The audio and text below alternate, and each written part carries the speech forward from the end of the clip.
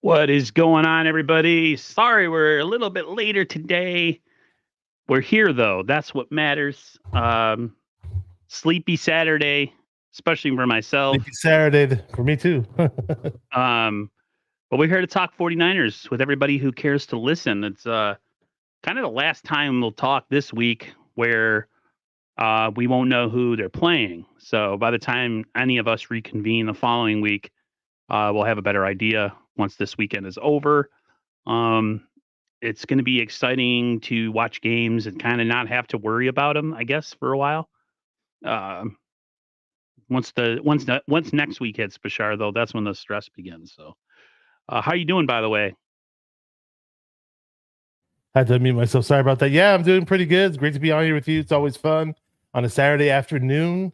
Had a little bit of a delay, but I'm here and I'm ready to talk some football. I know I was watching a little bit of the Texans and Browns game before we started. Saw a little bit of it, and I know they're probably resumed from halftime by now. So I don't know what the current score is, but and the Chiefs and the Dolphins do play later as well. It's weird. I literally, when I was coming downstairs with my laptop to get ready for the stream, I got one of those National Weather Service things. Like we're under like a state of emergency over here. Like travel's pretty much banned.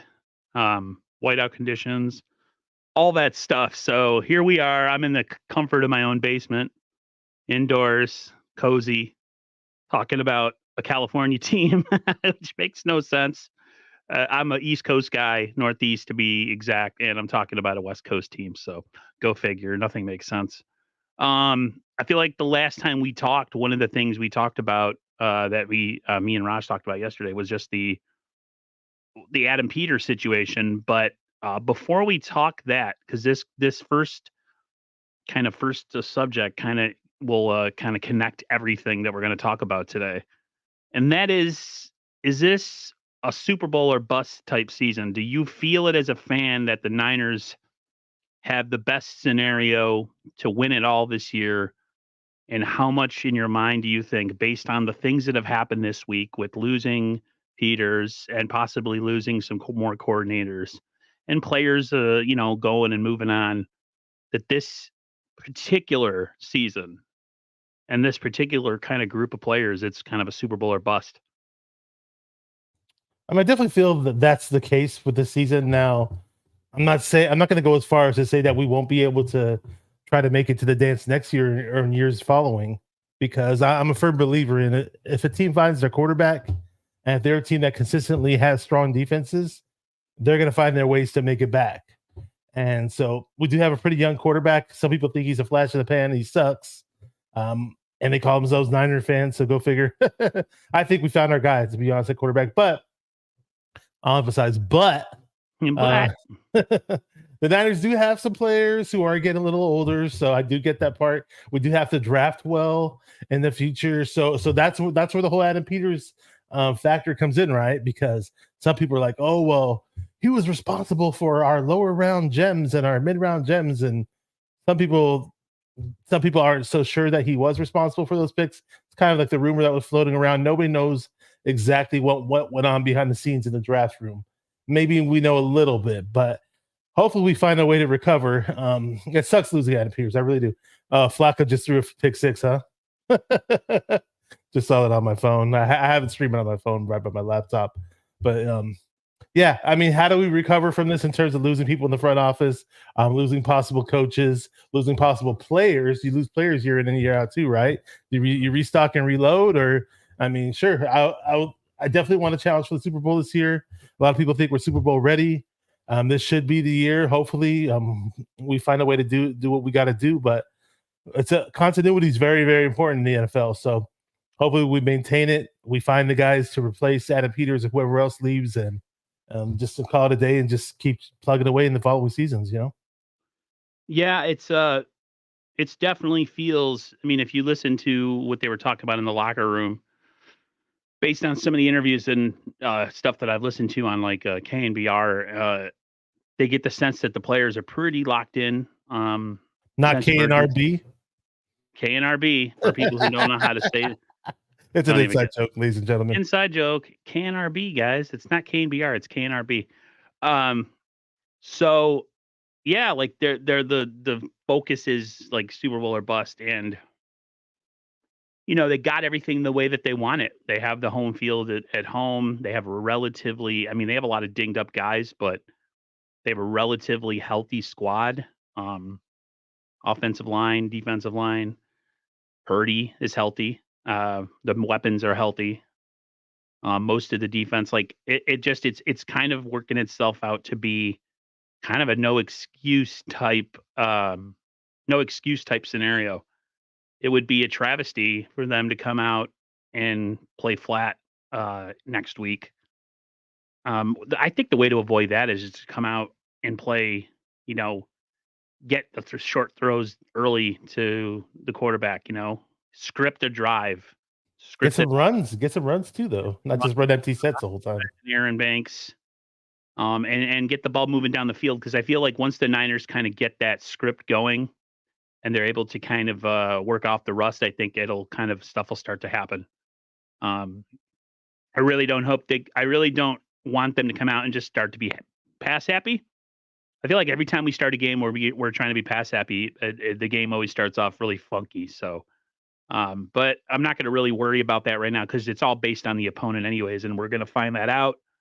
I really do believe it's a Super Bowl or bust year. It really is. I mean, you know, guys are still in their prime, but you got players like Kittle that are, everyone's like, well, he's only in his early 30s. I'm like, yeah, but he takes a beating, right? A guy like Debo takes a beating. I mean, it's football's a grind, and it's a physical war of attrition. So you have to take advantage of situations when they arise. And I really think they got the players to do it. It's just going to matter if guys can perform under pressure. I can't really compare. Under pressure. Exactly. David Bowie and Queen. Yep. So we'll see. It's going to be exciting. I'm just worried about the NFC games. Like, I'm just like, okay, if Green Bay wins, we know we're getting them. That's all that matters. And then if they don't, then we have to pay attention to all the rest of the games. So in a way, I just want Green Bay to win so I could just not worry for the rest of, Sunday, Monday. For people that don't know, the Bills game is, because of the storm tonight, is being rescheduled to Monday. And I was reading some of the stuff online about like people complaining and saying people were wimps and stuff. It's like, do you realize the danger of traveling? Do you want to die on the way to a football game? Like, is that really football's not that important? I'm sorry. Much as I love the Niners, if there's a tornado near where the plane's going to land when I'm going to see the Niners on the West Coast, pretty much not going to travel there. So, What is the weather scenario exactly? Because I just pulled it up. I saw it's 29 degrees in Buffalo, but what else is going on in terms of the weather out there? let's look at it here. I put it on the phone here for anybody that care. Mhm. Most of you don't. Let's see here. And for those of you curious about the Browns and the Texans, it's 38-14 right now, late in the third quarter, and Texans are whipping their ass. Oh, so much for worrying about the Browns. Wacko Flacco. Couldn't stand him in the Super Bowl when we played him when he was on the fucking Ravens. Okay. So it doesn't really say much right now. Yeah, all I saw was that was 29 degrees, but I mean, you're saying I didn't know that they canceled high the game. wind warning remains in effect till 4 a.m. Sunday. Southwest winds 30 to 40 with gusts up to 65. Niagara, Orleans, Monroe, and northern Erie County. So it's gonna be really windy. I don't know much about the snowfall, but I guess we'll find out. He threw 2 pick sixes in a row. Dude is so washed. Wow. 2 of them. Okay, I caught one of them. Yeah, right. That's crazy. Yeah, that's funny. He had this little run where people were like, "Oh, Flacco's coming back from the dead and he's playing well," and throughout the season or whatever, and then he just the bloom is off that rose, people. The bloom is off that rose. Definitely. Let's go to one of the things that I'm concerned about, and I think you're concerned about too, is we're losing Adam Peters. Adam Peters, as everybody knows, got the job with the Washington Commanders. He will be GM, and I think he's GM, and he has another title too. So he's got a lot of power. Yeah. And so, go ahead. Go ahead. Oh no, just saying, like, the whole thing with the Niners, like I kept thinking that we were supposed to promote this guy. Like remember when they made they made John Lynch president of football operations or whatever, you Mm-hmm. know, after they gave him that extension. And I'm like, okay, looks like they're setting things up to promote Adam Peters and make him the full GM rather than the assistant GM. And it didn't happen throughout the season. And I just kept thinking I was too naive to think that, oh, they'll just do it when the season's over and blah, blah, blah, blah. And not thinking, I totally forgot how early teams jump on top of our coaching candidates. I call it poach a coach. They jump on top of our front office guys. Like we haven't even played our first playoff game yet, guys. And geez, you guys are all over our assistants and front office dudes like white on rice. You know, it just sucks losing people. And it's like, okay, well, if we're so great at what we do, why is it so hard to find replacements sometimes too? You know, I figured everybody would want to run over here and coach or work in the front office for us and all these big name guys. Like it would reciprocate back to us, but sometimes that's not the case, and sometimes we just have to promote from within. And again, I was mentioning earlier, certain people are panicking. Oh, it's not going to be the same. The draft's going to be different now. And sometimes we may worry about losing certain players or certain front office guys or coaches, and in many ways we don't skip a beat. So cross my fingers again about that. From what I was told, shout out to Raj from RS at 49ers, and other people were saying this kind of too, that they're speculating that it doesn't seem like Adam Peters saw the 49ers job as GM job as being an ideal job in terms of if he had any success, that he'd be in Kyle Shanahan's shadow, John Lynch's shadow. And if he were to walk away from the Niners and become a GM and obtain success, it would be all of his own success. There wouldn't be any other names attached to it. Now, he did follow his friend. The thing is, why did he go to the Commanders? He followed so the former Warriors general manager, Bob Myers, who I'm thankful for, did great things for the Warriors. But then last year, he walked away from the job. I think they kind of forced him out. I don't know. It was kind of a messy situation.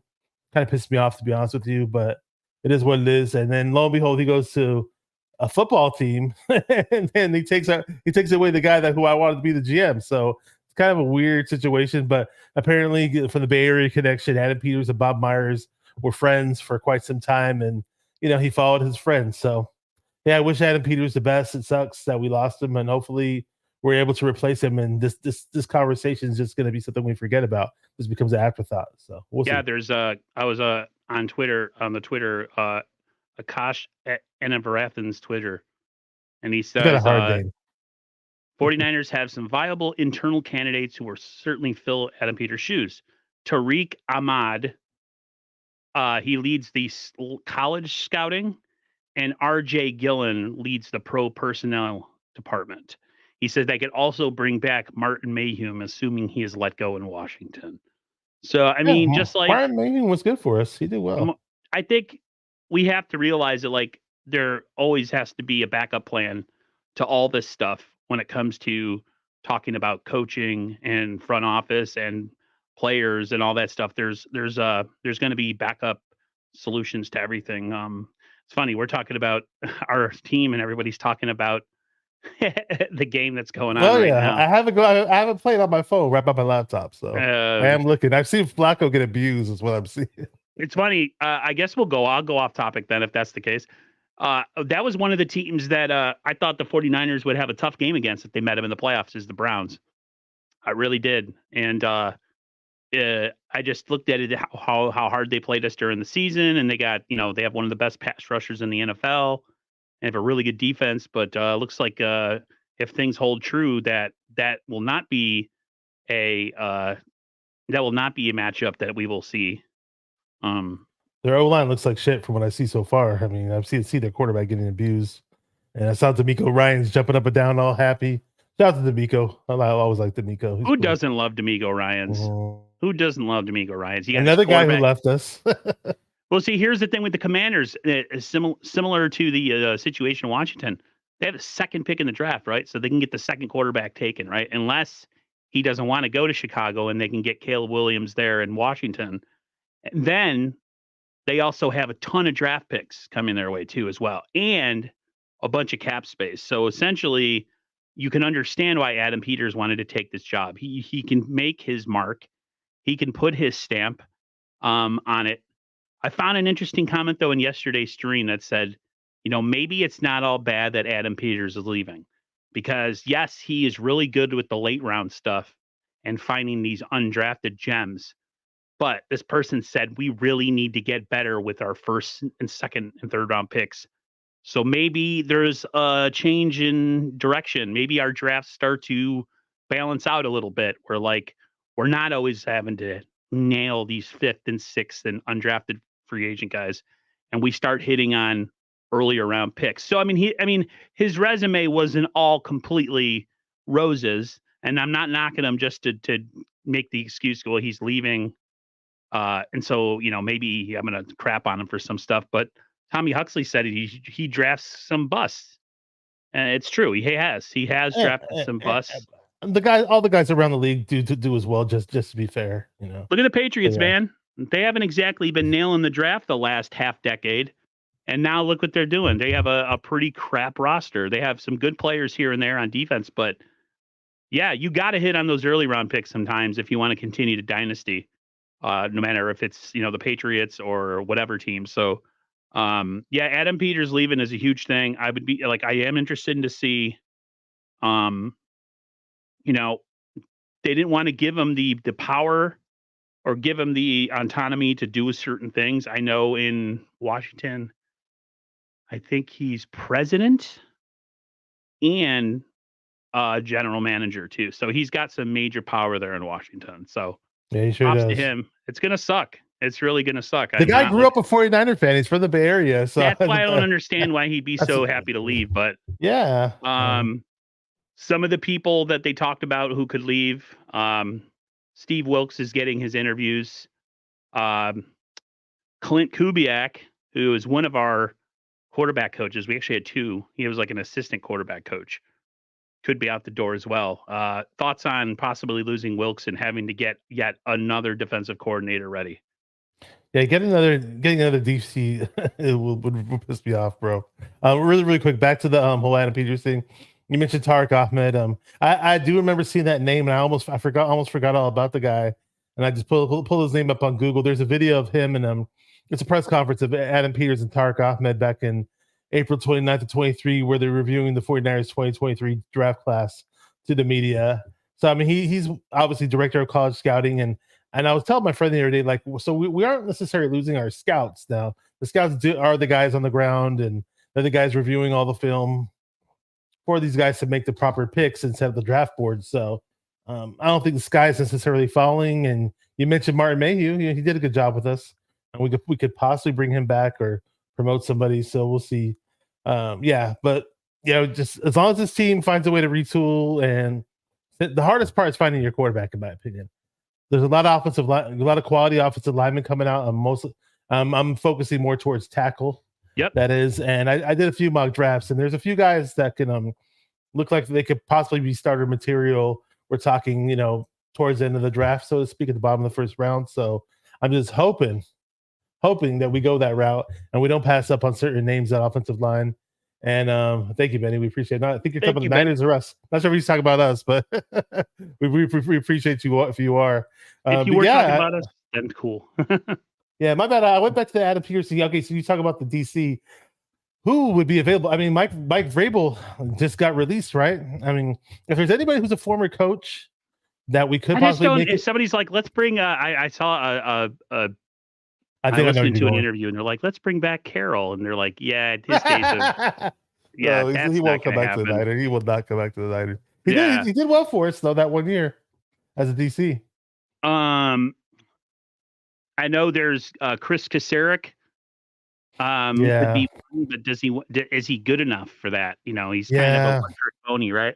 He's always been the guy to say that he likes to be where he's at. And I was thinking, oh, well, everybody loves Kasarik, but I'd hate to lose Kasarik. It's like we make him the DC, next thing you know, and he has some success. Next thing you know, people are trying to poach him. So I think it's better for him to stay where he's at. But the Niners need to have a couple bad seasons in a row so they won't lose any of their coordinators. It's like you're right. We've lost people during shitty seasons. Dude. Right. Or was it 2 years ago that we lost all our coordinators? Dude, you know who we lost? We had one of the worst offensive seasons in 49er history. It was Alex Smith's rookie year. And the guy we lost was our OC. Why am I forgetting that? He went out to the coach of Green Bay Packers. Dallas Cowboy head coach was his name. Javier Rios. I think he's messing with us. Well, what's he saying? Mike McCarthy. Mike McCarthy was our OC, and he was terrible for us. He sucked. And lo and behold, after having a terrible season as 49ers offensive coordinator, he gets hired on to be the Packers head coach. And then they end up drafting Aaron Rodgers. Oh, they got Aaron Rodgers. So we got he won a Super Bowl with him. Right. We got to stop always giving it to the coaches every time it's the players win the games. The coaches put the players in position to win games, but players win the games. And I think, but I kind of beg to differ though, because like you look at the NBA, right? You only have 5 guys in the starting lineup, right? And then you got some guys coming out the bench. In my opinion, like the NBA, and shout out to Joe Shasky, he's a firm believer in this. Joe Shasky is the freaking best, man. I love that guy. 95.7 the game. Yeah. In my opinion, he makes a lot of sense. So he says like the NBA is more of a players' league, whereas the NFL is a bit more of a coaches league. But to emphasize, but again, when you do find that quarterback and that special quarterback, that player does lean towards whatever team's favor and makes the coach look really good. I mean, look at Belichick, right? With and without Brady, his career is so much different. Yeah, I mean, look at the 49ers coaches all through the years that we were good. They either had Steve Young or Joe Montana as their quarterback for what? From 1979 till probably 1999, 1998. So it matters to have the quarterback. It's the scheme, the players, the coaching, when it all fits is when it works. I was listening to one thing on KNBR today, and it said that when we were talking about earlier about make or break or Super Bowl or bust, it's so hard every season with health and having everything to go a certain way. You know what I mean? And when you finally get it, you have to cash in on those opportunities. You have certain coaches in the building, when you have certain front office people in the building, like everything is the perfect mix right now, and they have to find a way to win. Because it's not always like this. Like this collection of talent and front office and coaches and all this other stuff. The Niners. They're a team of. They have a lot of things going in the right direction in their organization. That over time, people retire, people quit, people whatever, and then it's not going to be like that anymore. So, they have to take advantage of the situation. Thank you very much. Browns defense looks like total ass right now. They just gave up another touchdown. Everybody's having a great night. It'll be better later, but it's pretty good now. I was like really sleepy today. I don't know. When you texted me, that felt like total garbage, man. Right before the show started, I took a shower, had a bite to eat before that. I feel a lot better now. I feel normal right now, and yeah, I had a feeling that we might not have a show today, and I would have been totally okay with it. But it got to come in the clutch, man. Do you see how ass the Browns defense is looking right now? I don't know if you have the game on. No, I don't. On my phone. Oh my god, they look. I wish this was the Browns team that we played in Cleveland. Please. Yeah, I know, but they're not, and it's okay because we have the number 1 seed, so it doesn't matter. Because we ballin'. Yeah, ballin'. Oh god. What is your biggest concern for? I got one more thing I want to add really quick. Sorry. Did you see all the people on Twitter who were like, "Bill Belichick's available. Let's make him our defensive coordinator." Like, dude, do you understand the psyche of these NFL head coaches, especially a legend like Bill Belichick? You really think he's going to take a backseat to Kyle Shanahan or any other coach? And there's a free agent out there that we need to sign him. Yeah, I know. Yeah, that's always have typical. Money in a contract situation has to be worked out. It's like, damn. Well, we did get Sebastian Joseph Day, who I thought we might not have been able to get, and yeah, we picked up some other cornerback recently, Terrence Mitchell. I thought we were going to pick up the other guy that used to be on the Raiders. His name totally escapes my mind. I keep thinking Hobbs, but it's not Hobbs. It's this other dude. We'll be fine without Pete's. John and Kyle will figure it out for us. Scary, but we should be fine. Good. I'll tell you the cornerback's name really quick. We brought in Casey Hayward for a workout. We didn't sign him. I heard about the Casey Hayward. Yeah. But a lot from what Raj or even Ted was saying, he's pretty washed. So okay. I mean, as a former All-Pro player, twice All-Pro, twice Pro Bowl. But then again, certain players hit the wall, and maybe they thought Terrence Mitchell looked better in the workout, so they went that route. So I'm not gonna, argue that point. They've made Either, the so. Niners have hit a lot of home runs this year, so I'm not going to sit here and Oh yeah, question that they didn't sign some veteran DB when we don't know what he looked like on the practice field. He probably he could have looked like butt cheese, and we're sitting here like, I can't believe it. And we don't know. Yeah, we don't know. Go ahead, go to your next topic. My bad. So I wanted to ask you what your biggest concern is going into the playoffs. Like for me, my biggest concern is really Jake Moody. And then second maybe is the defense having not played a really great game in, I don't know, 6 weeks. So, those are kind of my two concerns. What's your overall concern going in to the the game next week? What's the one thing that really sticks in your craw, so to speak? Well, Tommy Huxley kind of read my mind right here. Said Chase Young needs to step up. I'm not necessarily concerned talent-wise or concerned that I haven't seen them do anything all year, because I have seen this unit, the pass rush unit, especially after we acquired Chase Young, step up and make some moves and do some things on the field. So we just saw a little bit of a slump lately where it kind of looks like Chase Young, he kind of does like an Eric Armstead thing sometimes, where he'll get in the backfield, but he won't close and he won't seal the deal. It's like, bro, come on now. It was driving me insane in the last game. He was like, this. You win the rush, but you keep running past the quarterback every single time. It's infuriating to watch. Yeah, so hopefully that doesn't become a problem. That's not when we first got Chase Young and Bosa playing together, well, we put up 15 sacks in 3 games, the first 3 games, and Bosa was looking like Bosa. Everybody was looking good, and hopefully find a way to sustain that through the playoffs. And that's what the pass rush looks like through the playoffs, where it's not a concern, but it's definitely an eye opener, because I saw some things in the past few games. I'm like, come on, guys, we got to get to this damn quarterback now.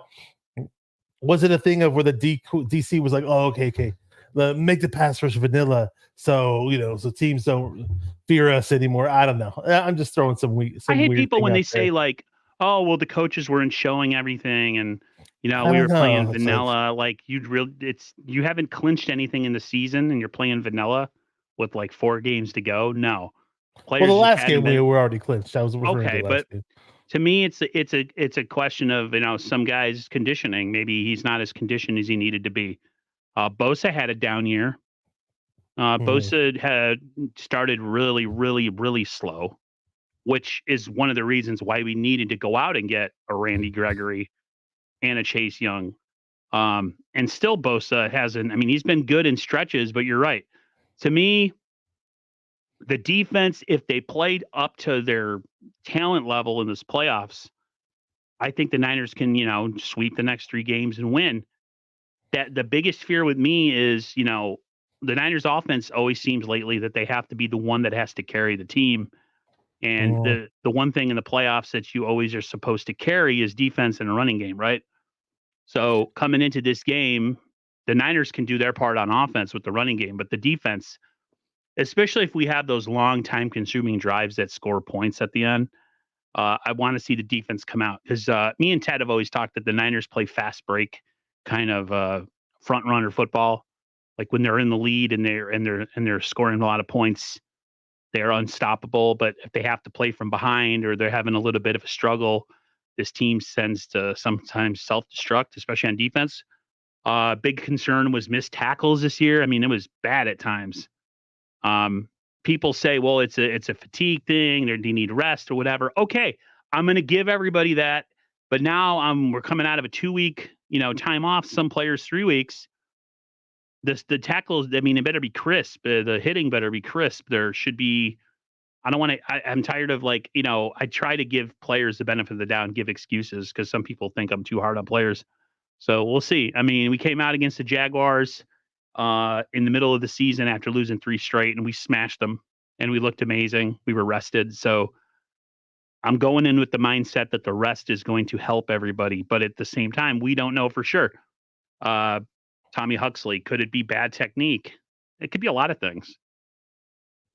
Sometimes it's just them trying to lay a super hard hit rather than just do a standard form tackle. I That's haven't usually seen a the lot of group a lot of tackling time. either. A lot of time that's gang tackling would be nice. We need to bring that back. What I was going to say is that in years past, though, in our playoff runs, it has been more defense heavy, and people were like, "Defense wins championships" and all this stuff, like this old cliche. And then I'll be like, "Well, the league looks like the league has kind of changed because it seems like explosive offenses and teams with pretty damn good quarterbacks are the teams that win the Super Bowls." Last year's Super Bowl was a direct opposite of that because both teams couldn't play any defense, and it was just back and forth the whole time. Yeah. I think offensive football is kind of won the day recently. Your defense, if you can get a couple turnovers and score a bunch of points, you might only win by, you might win 45-31, but that might be the difference. And I think the Niners, I want to see their defense play to the level of their offense because their offense for the most part all year has played amazing. And I feel like the defense has been a little bit suspect. And I'm not even blaming. There's been games where the defense has been flat. I agree. No. Just the tackling has just been horrendous this year. Yeah, we are opportunistic though. We do like our turnovers and our interceptions and all that. There's been a few times where I'm like, dude, we could have gotten way more interceptions this season, even though I believe we led the league or we were tied with the Bears. I'm not sure, but it's weird though because like I mentioned earlier, like how usually we have like a stronger defense but a weaker quarterback. Now it's the opposite. Ask me which one I'd rather have. I'll take a bit of a weaker defense, who's an opportunistic defense with a pretty damn good quarterback. Better than an iffy quarterback that gets rattled all the time, which was what we had in the past. I'm not gonna say his name. So I mean, I feel pretty good about going. Yeah, I feel pretty good about going into this playoff run because look, we lost. Yeah, sure. Did we lose games? Yes. We were the least. We had the least rest period of any team, we had the least rest days of any team. Yep, all year long. minus 22 or something like that. We're gonna be well rested going into the playoffs. Well, what does Purdy normally do? Purdy normally goes on win streaks. Now, I'm not saying go to Vegas and put your whole life savings on the Niners, but I'm just saying, like, I feel optimistic about this team going into the playoffs. Feel like we can go on a run. Purdy just needs to be Purdy, man. And then he needs to have a chip on his shoulder that, hey, I didn't make the All-Pro, and some of these guys didn't make the Pro Bowl, like Ayuk didn't make the Pro Bowl, or Debo didn't make the Pro Bowl. We need to see, I call it the Tasmanian devil, like the way we saw Debo against the Eagles, where he made Purdy's job easy, and Purdy just had to throw a few passes here and there, and then Debo just exploded up the field. We need that Debo in the playoffs. But it's funny, though, because Purdy does have this, from some Purdy haters, he has a stigma of, all his success has been from yards after the catch. But if you actually watched him throughout the season, there's been a lot of downfield passes, and it was like maybe the Eagles game. I can't remember what other game, but the Eagles game, sure, Debo helped him out a lot, but that's fine. Yeah, the Commanders game, he came out. It was a lot of dink and dunk. I think they needed to build his confidence back up. I think he was a little rattled from all the interceptions. Well, Purdy didn't play against the Commanders. Purdy did play against the Commanders. He didn't play against the. Oh, my bad. I got them confused with the last team. My bad. Yeah, you're right. Sorry. Yeah, because the Ravens game, we looked pretty rough. Purdy had a bad game. He was bad. And the beginning of the Commanders game was a little bit dink and dunk, and then eventually he kind of worked its way downfield.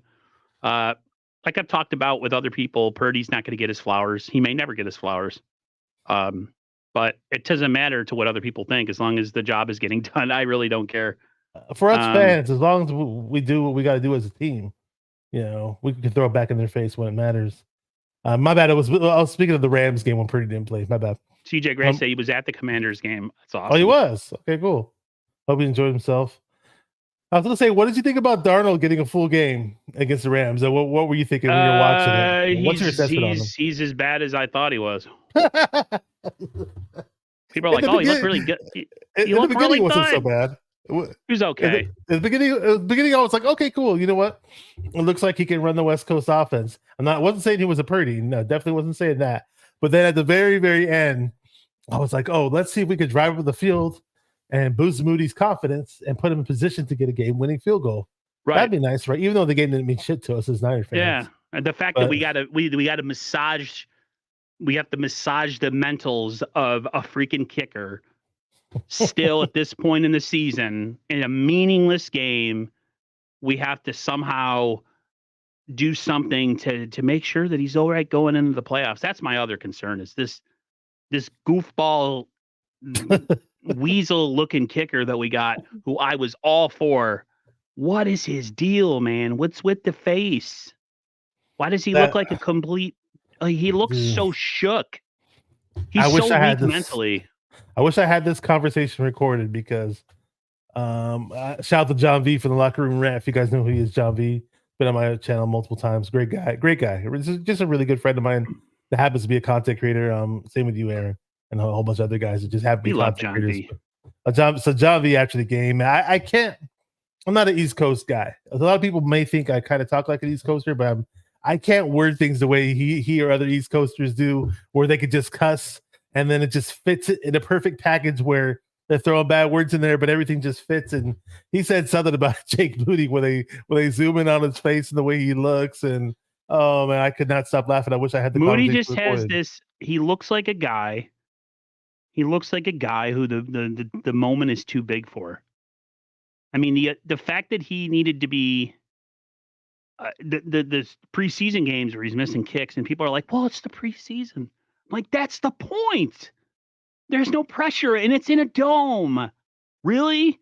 That's your excuse? Well, it's the preseason. We're working on things. Oh, stop. He chokes. People are like, "Oh, well, what if we bring back Robbie Gould and he misses a kick?" I said, I'd be surprised.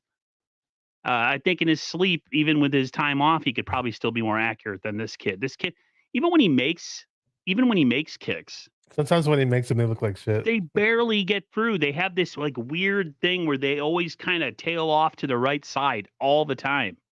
Someone's like, well, maybe we need to put him on a different hash. And then it's like, dude, you shouldn't have to massage the mentals of a freaking kicker. This is ridiculous. This is the pros.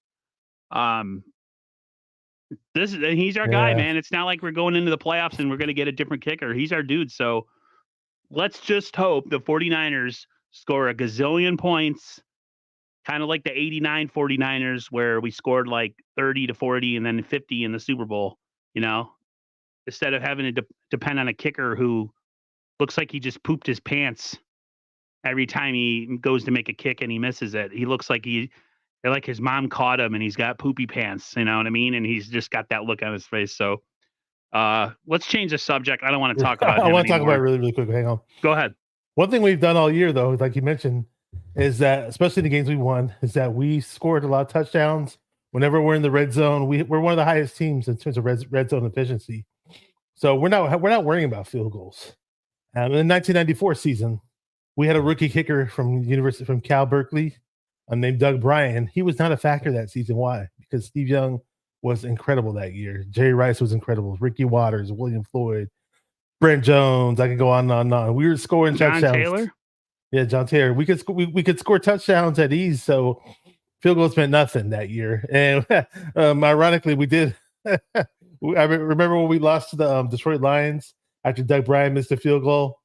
I think Harris Barnes said something to the media, and I guess the locker room vibe was like, okay, we got to cut this kicker of ours. This kicker who has a year and a half of experience. So I'm not a big kicker guy. Shout out to those who are. Brian Cope, you're my guy. You're my boy. I know. BC, trust me, if he went into the Super Bowl and missed a kick and we lost, BC would be off of that bandwagon fast.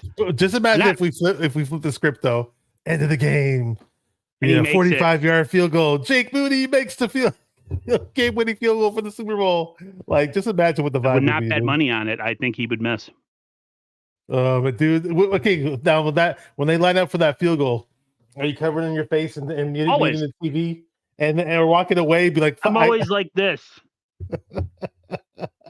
And then as soon as he misses, I'm like, dude, those are the hardest things to watch, man. Watch a kicker line up for those type of field goals.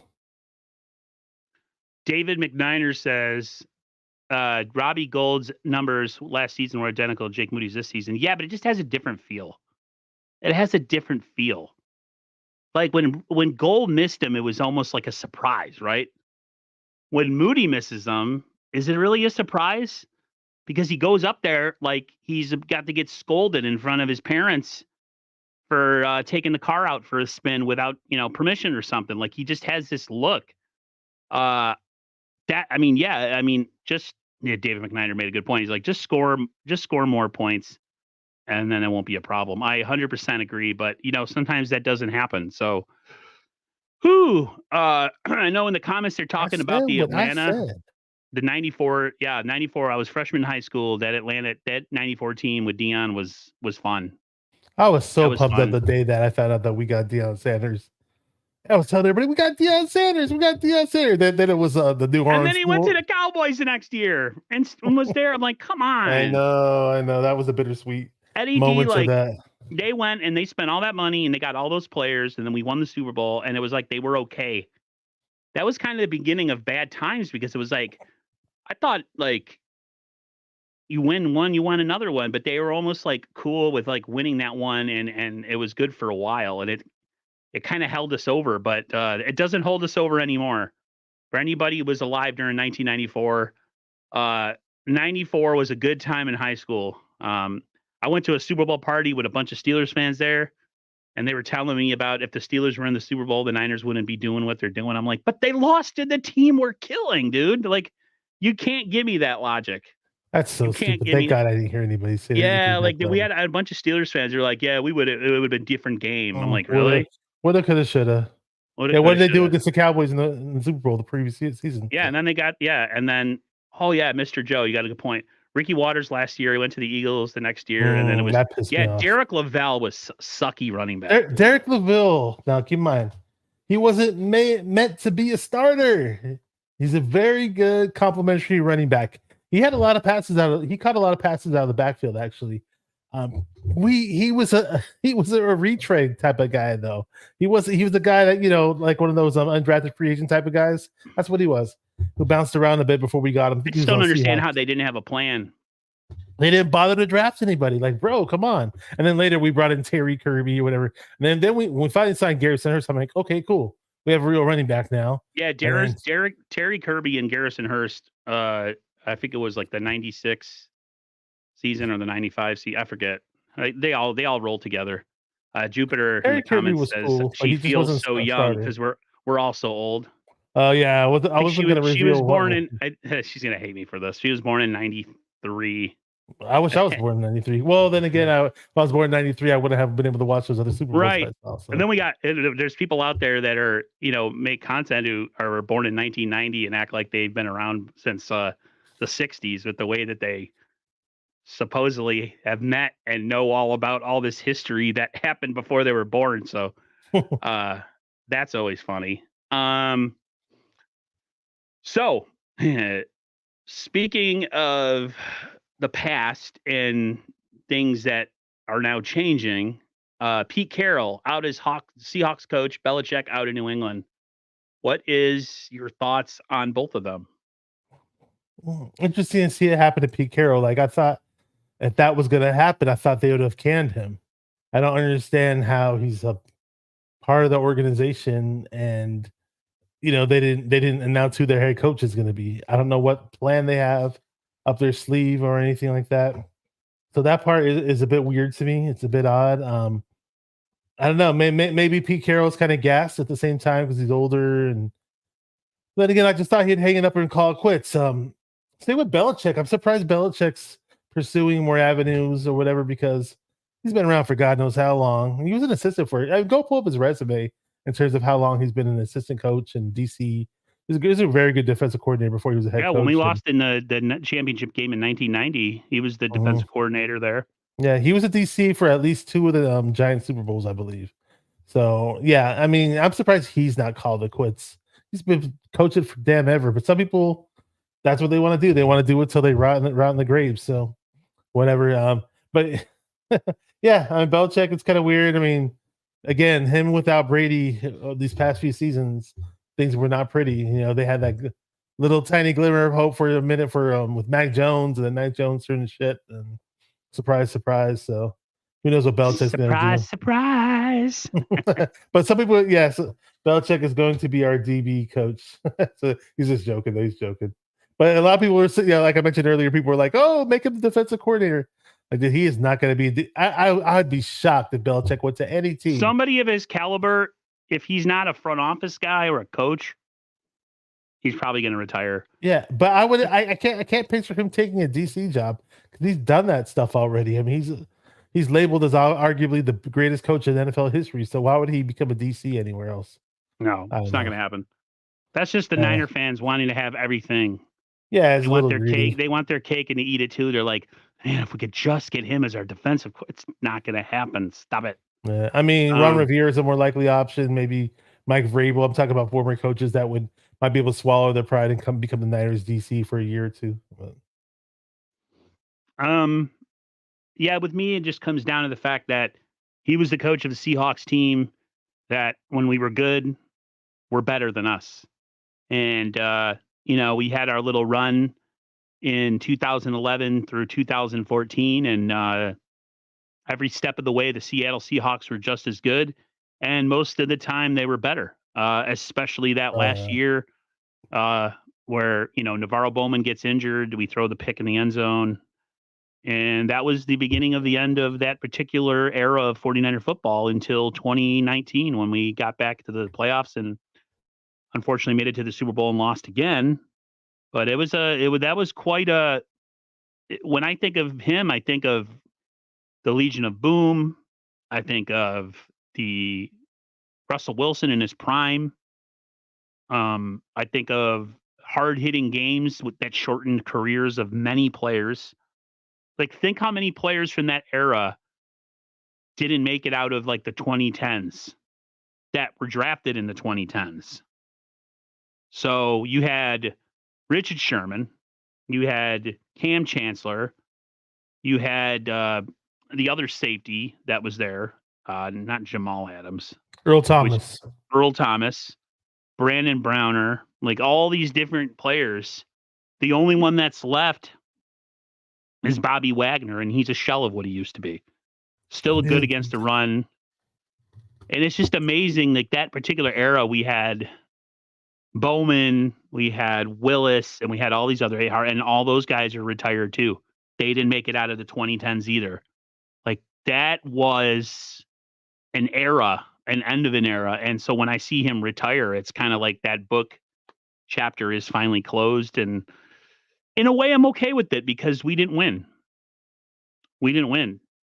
And that to me, that's it. If you're a 49er fan that grew up through the 80s and 90s, not winning the Super Bowl, it was Super Bowl or bust.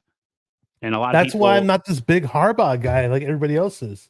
Everybody else like let's bring Harbaugh back. Let's bring Harbaugh back. Like, dude, Harbaugh got owned by Pete Carroll the whole time we had him. Yeah. We just had Harbaugh 2011. And it was like, oh, cool. They brought 49er football back. Didn't we have some ignorant people doing that? Winning's back. And then within a blink of an eye, the fucking Seahawks steal our thunder and become better than us. Like the Harbaugh era was a letdown for me, dude. Yeah, there's people that are talking before the season, because we got rid of Lance. They were like, we need to bring back Harbaugh and we need to fire Shanahan and Lynch. There's some crazy folks out there. I know who I'm talking about. But yeah, they're like, bring them back. You could tell who's the casuals and who's not. Yeah. Let's go to the all-pro selections that the 49ers ended up having. All pros. I'm an all pro. Hey, I'll put it up on screen. I'm sure you already know most of who they are. Let's go to the brand here. I didn't know that they had second team all pros. I just totally forgot about that, but they do that as well. Like for me, like also with the Pro Bowls, like they say, like, oh, this guy's a Pro Bowl guy. Then you have the alternates. Like I didn't know there was second team all pro either. I only thought that was something in college. I only regard the first team for the Pro Bowl, and I don't regard the alternates. I only regard the first team for the all pros too. But go ahead. We got Christian McCaffrey, Trent Williams, Fred Warner, Kyle Juszczyk, and George Kittle, all deserving. I think they could have mixed in Deebo Samuel in that first team, but I understand. I really think that Brandon Ayuk should have been part of that first team, but unfortunately that didn't happen. But like I was telling Raj yesterday, I don't really care about a lot of this stuff, to be honest with you. I just want them to be. Go ahead. Sorry. I said I care in terms of I want them to be a part of the conversation. I want Purdy in the conversation as an MVP. I want Ayuk in the conversation in the Pro Bowl votings or All Pro votings. Now, I don't necessarily think that they have to win those honors, but as long as they're in the conversation, because it tells you that they're having a great season, and it means that we're a good team. I like it for the fact that we're recognized, and it means a lot to the players, and it means a lot to the coaches, and it's all good and well, but you ask any 49er fan who's been around a long time, and you put a gun to their head, they don't care. They wanna win a Super Bowl. Winning the Super Bowl is the ultimate goal when you haven't done it since 94, excuse me, so, uh, uh, what did he say? The all-pro team just says, "We the best," and no Super Bowl is a failure. Losing a Super Bowl to me, if you're in a results business and the result didn't go your way, I maybe failure is not the right word, but I don't know. The teams back in the day, they said it was the season was unfulfilled if they didn't go and win a Super Bowl. Like it was a failed venture. Like Harris Barton, there was an interview with him. So I mean, it depends on who you're talking to. I know nowadays we try to put more of a positive spin on things and kind of give people the credit they deserve, even in a losing effort. But no one remembers the losers. Only people that remember the losers in the Super Bowl are the people that cheer for the other team. So um, us losing to Kansas City a couple years ago, man, that was more painful than the Baltimore Super Bowl because it had been so long, and that 2019 team just seemed like a team of destiny. And to them not to bring it, and then they were up 10 points with 7 minutes to go, Yeah, and that lost fourth by, quarter was so and then they painful to lost by watch. 20. So Uh, wait, no, let's see, they were up what 20-10. Yeah. I finally rewatched that fourth quarter a few months ago or last year at some point.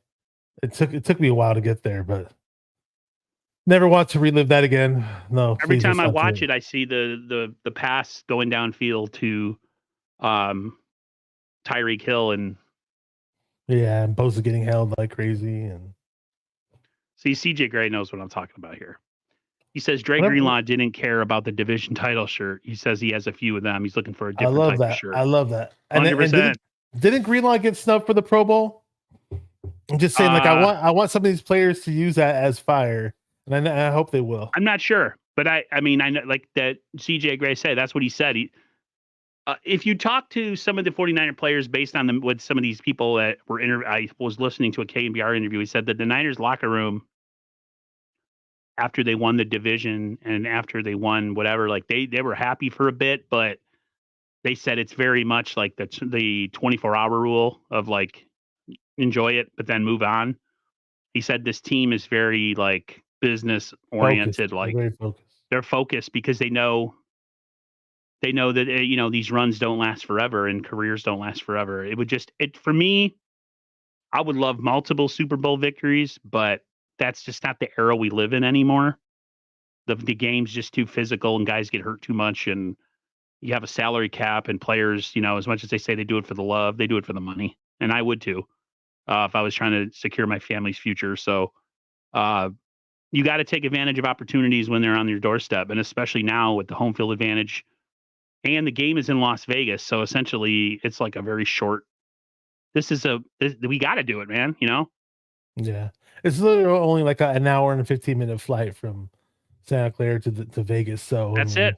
we'd have the My advantage in terms my of day's travel been time. made. She says that I'm cuter than Brock Purdy in Oh, her there book. you go. Hey, maybe you could That, be our starting quarterback if Purdy goes down. yeah, a That kind of 44-year-old confidence. guy with a bum shoulder and a bum knee. That sounds about right. I could throw the ball about 15 yards now. Well, now where did the whole cute thing come about? I don't see it in the comments. That was just uh, thrown out there. I think she might have went and looked at a picture of Purdy and was like, eh. So I appreciate that, Jupiter. I know her real name, but I'm not going to embarrass her on stream. I wanted to touch on a player that I forgot to mention earlier when we were talking about the pass rush and the defense, and Go I ahead. thought it was cool to finally see Robert Beal Jr. on the field. Now I know he had Yes. played in some spot duty in some previous games. It was like 2 or 3 games where he did step on the field, but I just never saw him. And I heard he was number 51, but I never saw him. But I finally saw him. I got a good look at him. I was trying And to figure out who he was too. Mhm. He looks good in 90 uniform. I kept hearing he was undersized and he was kind of skinny when we drafted him, but now I see on 49ers.com that he's about 250, 6'4". He looked the part. You know, he's a speed rusher, and I just thought he was going to look really skinny out there and be a skinny type of speed rusher. But he looks like I guess they bulked him up a little bit, and hopefully he can find his way in the rotation between now and the Super Bowl or sometime next year. I mean, I want to see the guys that we draft have success. And I know he was a part-time player at Georgia, but in spurts at Georgia, he looked really, really good. So they were just find a gem in him. Team. They were too deep of a team. Oh, they're very deep. Yeah, a lot of those teams just recruit. Like I remember, was it US? Well, usually it's the SEC type of teams, and they just have an overload at certain positions. That's why so many quarterbacks transfer out and go to other teams. But I just remember like one team that had a lot of recruits back in the day was when the Pete Carroll USC Trojans. I believe they had like 4 of the top 5 running back recruits all at USC. It's like, dude, this is not going to work, man. You just got too many chefs in one kitchen, man. But it's crazy. Well, remember all the running backs coming out of Miami. They had Willis McGahee, Frank Gore. Who else did they have? Was it Clinton Portis? Clinton Portis, yep. Yeah.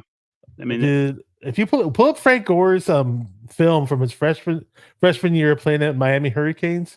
This is before he had the 2 ACL tears. That he was so fast and explosive back then. I was like, damn, I love Frank Gore. I love what he's done for the Niners, but I wish we had that type of speed out of Frank Gore as a Niner. Now there's one guy who I wish we would have gotten a Super Bowl for. Him and Staley. Oh, yeah. Him and Staley. 2 guys that I wish they would have gotten a Super Bowl Willis, for. Too. Patrick Willis, Bowman. Maybe less Bowman because he was there after Willis was there. Yeah, Willis was there. Willis came along the same draft with them, Staley. So yeah, it's we were talking about Robert Beal last night, me and Raj is low key kind of psyched for him. Oh, okay, cool. I didn't know that. I didn't catch that part. He's kind of big on the Robert Beal train. It's funny. We were talking all about Drake Jackson and this, that, and the other. And I said that Drake Jackson had a knee surgery, man. Yeah, like out of nowhere. So Drake Jackson to me had all the hype, and Robert Beal's just been kind of sitting there in the background. I don't think we're going to see the best of Robert Beal this year, but I feel like another training camp and all that other stuff. He's especially if we lose, say, a guy like Randy Gregory or something, and hopefully we keep Chase Young, which I don't think we will, but the Niners are going to have to get cheap in some places. So maybe it's easier to keep Chase Young now because he's not, producing big time sack numbers. Right. Maybe the 49ers told him to suck for a while so that they can afford him. I mean, him and Bosa have that whole connection, right? The Buckeye There's people out there that think that's the real deal. Like that they did people actually sabotage. Like it doesn't work like that. I don't know. I just want to win. Mr. Joe says this is the best year to win a Super Bowl. We are $1 million over the cap, so no free agents, but we do have a first rounder. Yeah, we're gonna get a first rounder back and a second rounder too, and a second rounder. We have a full draft. We have a full draft. Yeah, we're gonna have a full draft. Don't expect them to pick everybody, but I think the Niners. Every time we think that we know what they're gonna do, as far as with the first round, I wouldn't be surprised, to be honest with you, if we lose Trent Williams, is that they package a first rounder and a bunch of other stuff. Stop! You always kill me with your Trent Williams stuff. Why? Raj feels the same way. Like, I don't want him to. You keep saying like, I don't want him to leave either. Well, okay, I obviously do want to win a Super Bowl. So you're like, if we win a Super Bowl, he's gonna retire. It's like, well, he might stick around. I mean, offensive tackles do stick around longer than your average position on the field. Is what I'm saying, though. So maybe he might tough it out for one more season. That's all I'm saying. Maybe. And then we'll see. I don't know. I hope you're right. But it's just a sneaky suspicion. Trent Williams. Like Trent Williams on the block. Yeah. Mr. Joe says Trent Williams has 2 more years left. I hope you guys are right. At least two more. Give us 2 more. Still got to go out and get an offensive tackle. Draft one. No, don't just draft one. Draft like a couple this season. That's a good year for offensive tackles. I would say, yeah. To all those people who, because we were talking about our draft picks, if you like playing around with mock drafts, go to the mock draft sites now if you want. It's a lot of fun because we have we have a ton of picks. Usually when I go to the mock draft sites, we only have like three or we have picks in the lower rounds. Like we have picks all across the board this year, so it's a lot of fun. You can see what talent is out there, and it's jumping ahead. But if you're ever bored, it's fun for me at least. Check it out. So we had. I'm going to kind of switch it over. We had a pretty massive injury report. Massive. Pretty massive. But two returns that I think are going to be huge are one is Juwan Jennings, and the other one is escaping me right now. But Juwan Jennings to me is probably one of the most important. Third and Juwan. Because we've been watching Ronnie Bell kind of struggle his way through the end of the season. And we also, Ray McLeod made his way back. I asked this to Raj, so I'll ask you. I mean, as far as this year, I feel like we might have seen the last of Ronnie Bell unless injury happens.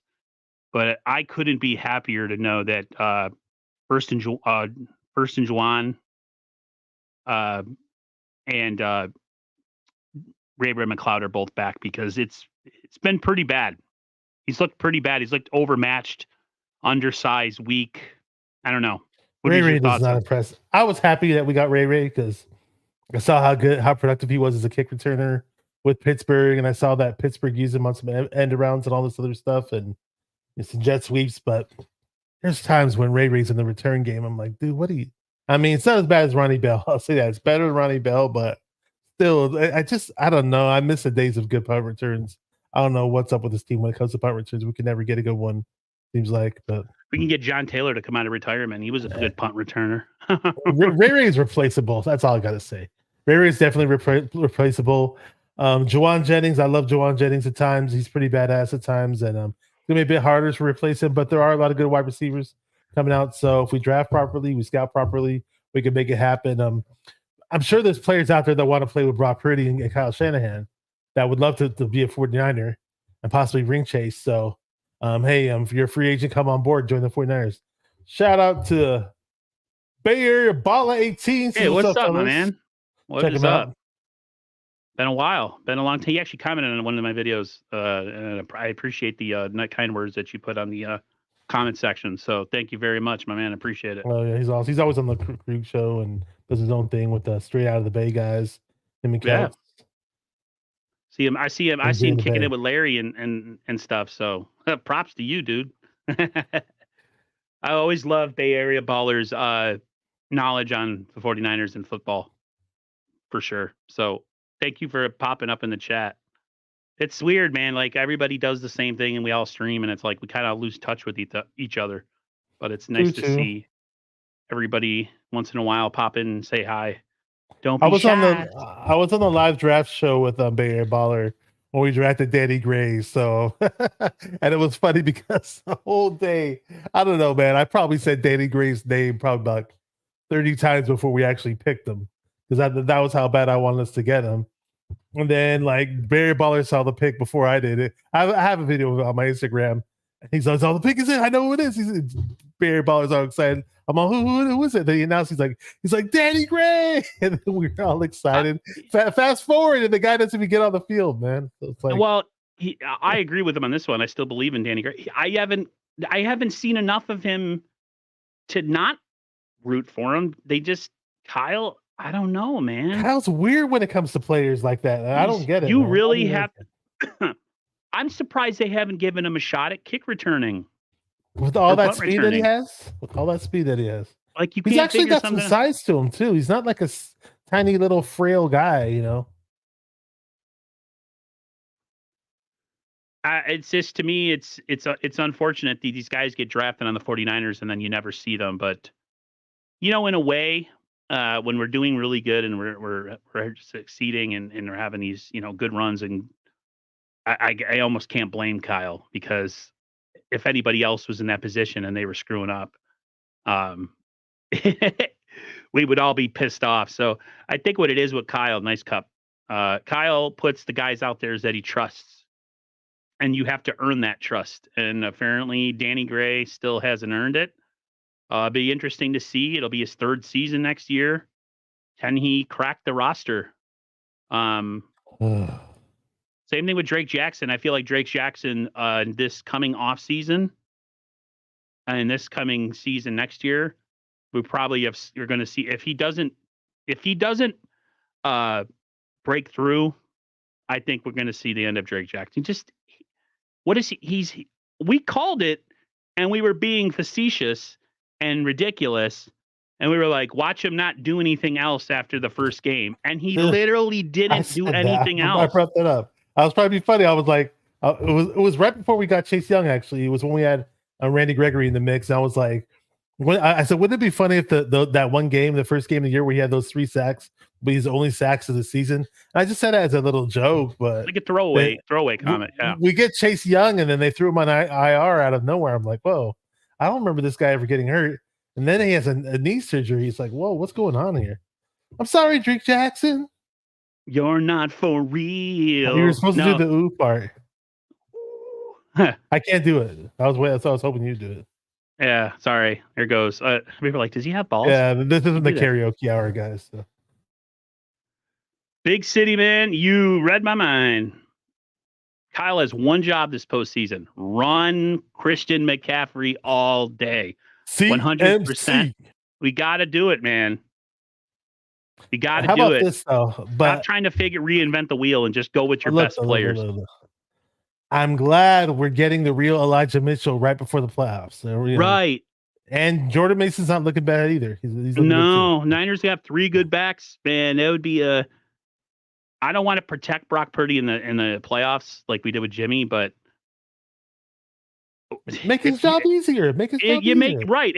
If he has to throw 15 times and we can run the ball like crazy, would y'all really care? No, because we've already seen what he can do. He did well in the playoffs last year. He didn't do great in the playoffs last year, but he did well enough. I have confidence that if they want to lean on the run game, I'm totally fine with that.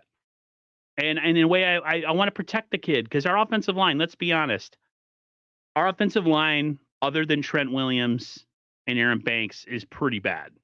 They're not that great. It's a patchwork offensive line. They're very patchwork. Wouldn't you want to just make sure we can get through the freaking playoffs with our quarterback this year and give ourselves a freaking fighting chance in the Super Bowl instead of trying to be cute and dick around and then somebody gets hurt again? So, yeah, I'm all for it. Big City Man. Run Christian McCaffrey all day and twice on Sunday. Run Elijah Mitchell. Run JP Mason. Let's go to the Super Bowl and win this thing, man. Like, I'm so sick of everything. I'm so sick of it all, man. I want it to happen. We already talked about this, so we really don't have to cover it, but I was going to ask you who replaces Clelin Ferrell for the time he's out, but we kind of talked about Robert Beal. He's going to get his shot. So hopefully Ferrell stops the run though. Yeah. Ferrell at the beginning of the season wasn't looking too hot, but he always set the edge, and then we got Chase Young in. For whatever reason, after we got Chase Young, Ferrell started playing better, even if Young wasn't necessarily on the field. So hopefully he's back. Hopefully he's I read so many conflicting reports about his injury, like, oh, he just asked to be carted off for precautionary measures and he'll be just fine, blah, blah, blah. And then some people say, oh, well. No, they probably thought he had a pretty legit injury and then decided when they found out later. And then somebody, I don't know who's right.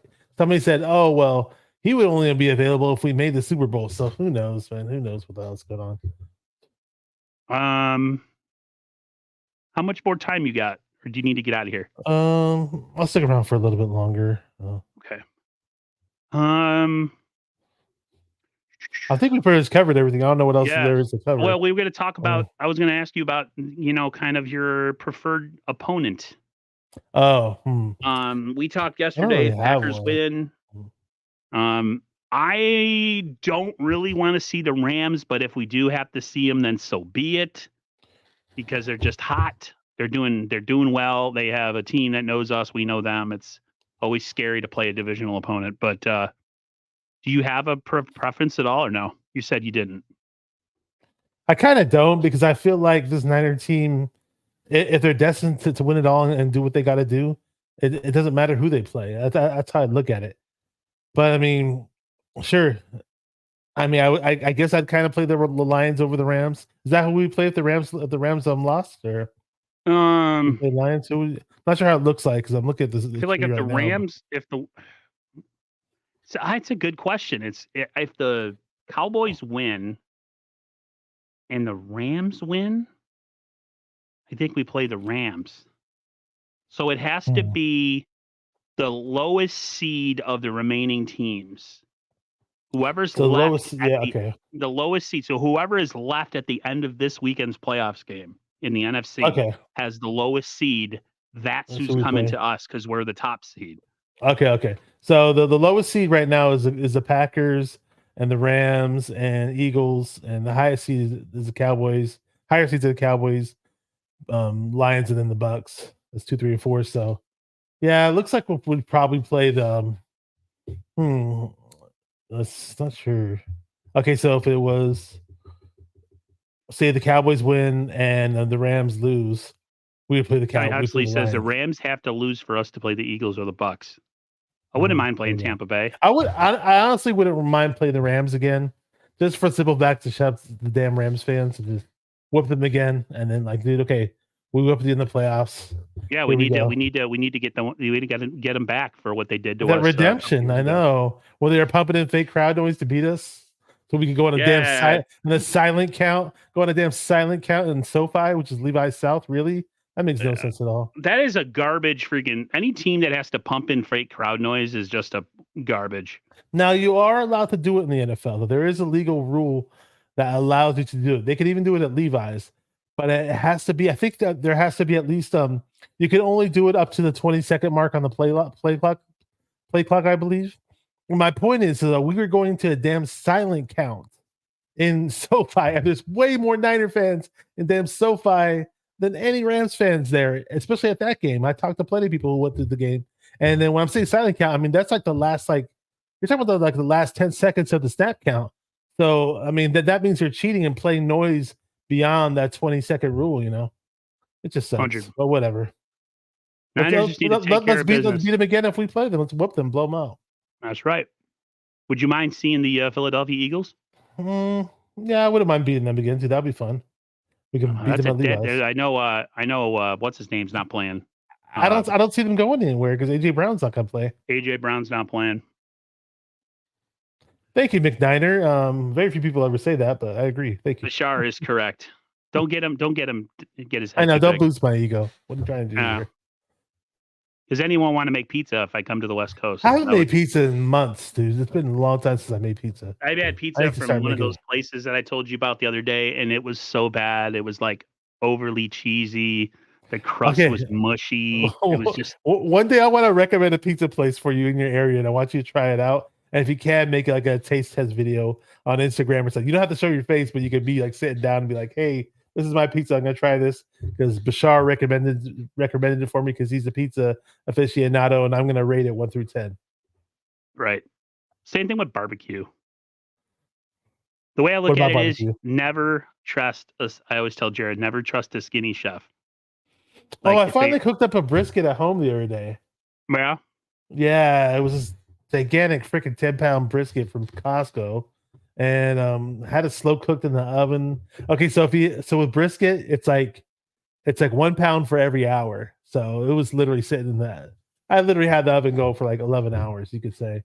And it came out pretty good, but it just didn't have that. I guess I didn't put enough spice rub on it. I watched a lot of videos. You gotta put a lot of pepper. See, if you're gonna, I had a lot of rub on there, but those guys put like a thick layer, and then when it's done cooking, there's this like thick crust on top of it. Yes, it's mine like didn't a have peppery that crust. Salt crust. My brother thinks that.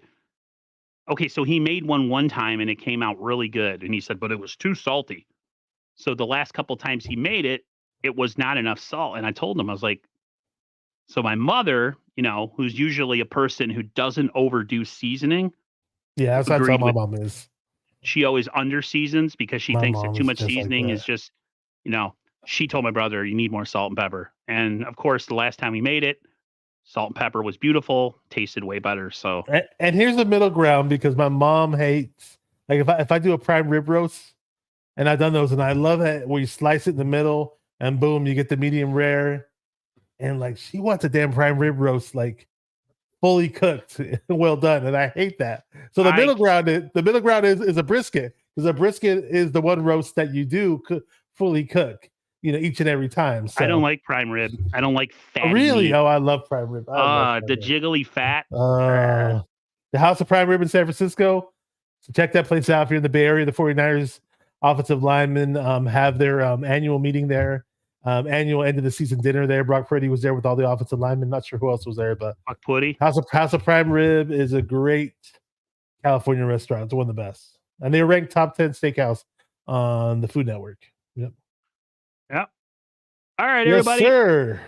That was pretty much the ball game here. We're gonna wrap it up.